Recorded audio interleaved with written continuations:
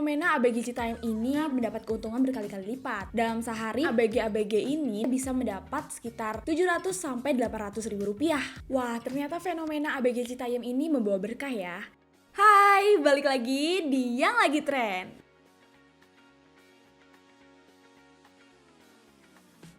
Topik pertama kali ini kita bakal bahas sesuatu yang lagi happening banget di Indonesia, terutama di media sosial, apalagi TikTok. Ada yang bisa tebak? Yap, fenomena ABG Citayam. Fenomena ABG Citayam ini berawal dari mereka yang suka kumpul-kumpul, nih lagi senang-senangnya ngumpul di kawasan Sudirman, Jakarta. Saking banyaknya ABG-ABG ini ditambah outfit mereka yang kekinian banget, sampai muncul istilah Citayam Fashion Week loh. Wow. Tapi kali ini kita nggak bakal bahas tentang Citayam Fashion Week sih, kita bakal bahas tentang pedagang-pedagang kaki lima di Sudirman yang kebanjiran rezeki gara-gara ada fenomena ini. Salah satunya pedagang tahu bulat, yaitu Ibu Maria Rudianti, yang mengatakan bahwa dirinya mendapat keuntungan berkali-kali lipat. Dalam sehari, Maria bisa mendapat sekitar 700 sampai 800 ribu rupiah. Keren banget gak sih? Tapi gak cuma Maria doang loh yang ketiban rezeki. Ada pedagang Starling atau Starbucks keliling, yaitu Bapak Toriman, yang biasanya tuh dapat 200 ribu per hari. Setelah ada fenomena ini, penghasilannya jadi 700 ribu rupiah per hari. Gila, keren banget gak sih? Wah, ternyata fenomena ABG Citayam ini membawa berkah ya. Tapi ingat ya guys, tetap jaga ketertiban dan kebersihan. Dari Jakarta, kita beralih ke Semarang. Ada panti asuhan Rumah Shalom yang berhasil menjual tahu petis ke negara-negara Asia bahkan Eropa. Di antaranya ada Singapura, Malaysia, Taiwan, Hong Kong, Belanda, dan juga Australia. Hal ini bermula saat Anis, pengasuh panti asuhan Rumah Shalom ini, memiliki ide untuk berjualan tahu petis akibat memiliki hutang sebesar 30 juta rupiah karena minimnya donasi yang masuk ke panti asuhan tersebut. Kini dalam sehari mereka bisa menjual sebanyak 100 box tahu petis dengan harga mulai dari 35 ribu rupiah sampai 43 ribu rupiah untuk membiayai 60 orang anak di panti asuhan tersebut. Bener-bener the real definition, ada solusi pada setiap masalah ya. Oke, next topik. Topik selanjutnya mengenai bisnis kuliner yang bisa habis hanya dalam waktu 5 jam. Bahkan sampai banyak yang ngira pakai dukun loh guys, gara-gara lakunya tuh cepet banget. Ia adalah Muhammad Yusuf, pria sukses pemilik usaha ayam geprek Om Butor. Yusuf ini memulai bisnisnya dengan modal 5 juta rupiah yang terdiri dari gerobak dan bahan-bahannya. Kini dirinya sudah memiliki 5 cabang loh. Salah satunya ada di Bogor 1. Walaupun dirinya hanya berjualan ayam geprek menggunakan gerobak, tapi dalam sehari dia bisa meraih omset sebanyak 15 juta rupiah. Bahkan kabarnya pernah mencapai 25 juta dalam satu hari. Oh iya, modal awal dari bisnisnya ini ia dapat dari uang yang dikumpulkan waktu dia bekerja di tempat lain loh. Masih dari topik inspiratif nih, ada Fitria Apriani yang menjadikan hobinya sebagai pulang usaha. Wih, usaha apa nih?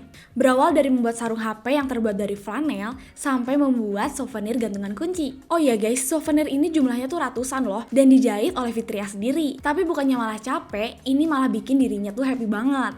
Setelah 7 tahun berdiri, kini bisnisnya punya banyak produk kerajinan tangan, kayak masker kain, clutch pandan, pouch, souvenir, bucket aksesoris, hingga sablon digital dengan brand bernama Davina Craft. Dengan harga 5.000 sampai 100.000 tiap produknya dan dijual ke seluruh Indonesia. Menarik banget ya kisahnya, bisa terus konsisten sampai mengembangkan usahanya. Semoga dapat menginspirasi ya guys. Topik yang satu ini bakal ngajarin kita buat bangkit dari kegagalan loh guys. Dwi Fung Wirajaya Saputra, seseorang yang terpaksa mengubur mimpinya untuk menjadi perwira TNI AD.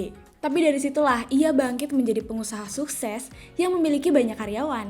Akibat ketekunan yang ia miliki, kini ia berhasil memiliki sebuah perusahaan yang bergerak di bidang jasa pengamanan dengan ribuan karyawan yang tak hanya berasal dari jasa tersebut, namun berasal dari perusahaan lain yang ia miliki. From zero to hero, kini Dwi Fung berhasil menjadi pengusaha sukses dan membantu banyak orang dalam mendapatkan pekerjaan. Dari kisah inspiratif, kita beralih ke pusat Indonesia. Ada apa ya? Ada Bapak Presiden Jokowi yang mendorong UMKM untuk segera mematenkan makanan khas daerahnya, biar no klaim-klaim klub oleh negara lain. Momen Pak Jokowi menyampaikan hal tersebut terpotret saat berdialog dengan salah satu pelaku UMKM di acara pemberian nomor induk berusaha pelaku usaha mikro kecil perseorangan tahun 2022 di Jakarta. Jujur ya guys, kalau aku sih setuju banget sama Pak Jokowi. Soalnya, inovasi dan kreativitas UMKM dalam membuat makanan daerah itu dapat menjadi kekayaan kuliner Indonesia. Jangan sampai deh hal tersebut dicontek atau bahkan diklaim sama negara lain. Makanya, yuk para UMKM bisnis kuliner daerah segera patenkan produk kalian biar menghindari klaim-klaim klub. Berikutnya ada yang go internasional lagi nih. Kisah sukses Laili Nurajijah selaku pemilik produk kerajinan simpul tali mekrame asal Kebumen. By the way, kesuksesan bisnisnya ini bermula saat ia mendapat kesempatan mempromosikan produknya melalui Instagram Story Bapak Ganjar Pranowo dengan program Lapak Ganjar. Laili juga membantu warga sekitar sebanyak 10-15